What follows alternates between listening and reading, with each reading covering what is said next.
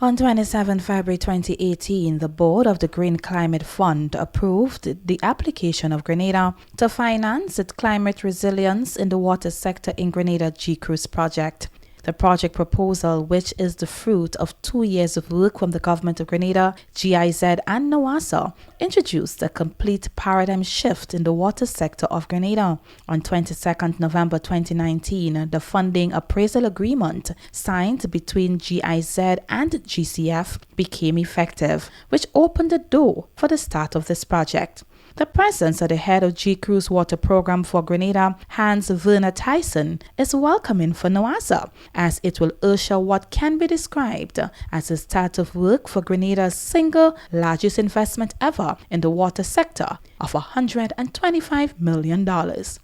10 water storage tanks will be constructed, coupled with the upgrading of the water distribution network throughout the island.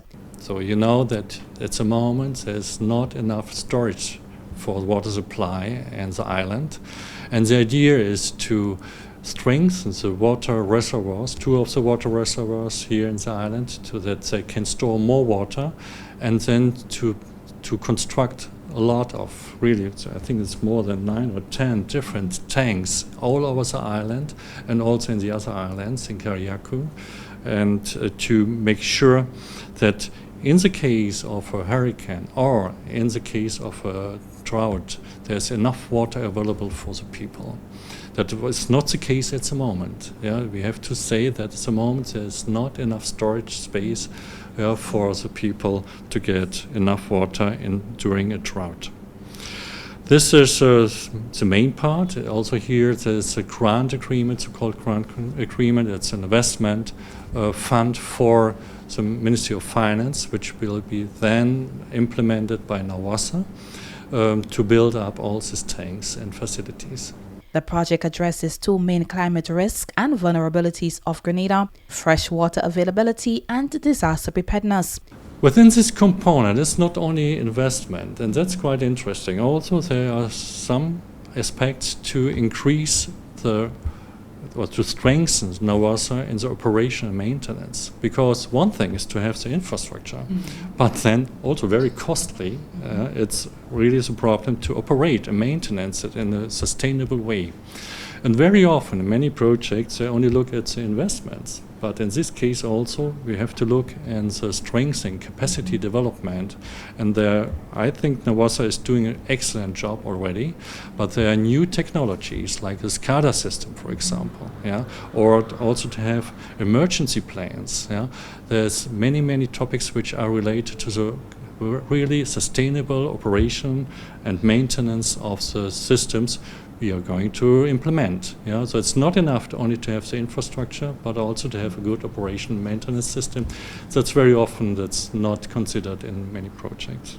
While it is NOASA's aim to have physical construction of facilities started this year, Mr. Theisen says unfortunately it will take some time. The infrastructure always needs a little bit of time. So we have to do the detailed planning. We have to do all the tender processes for the infrastructure, and then even land acquisition. So that will take some time. That's the normal process.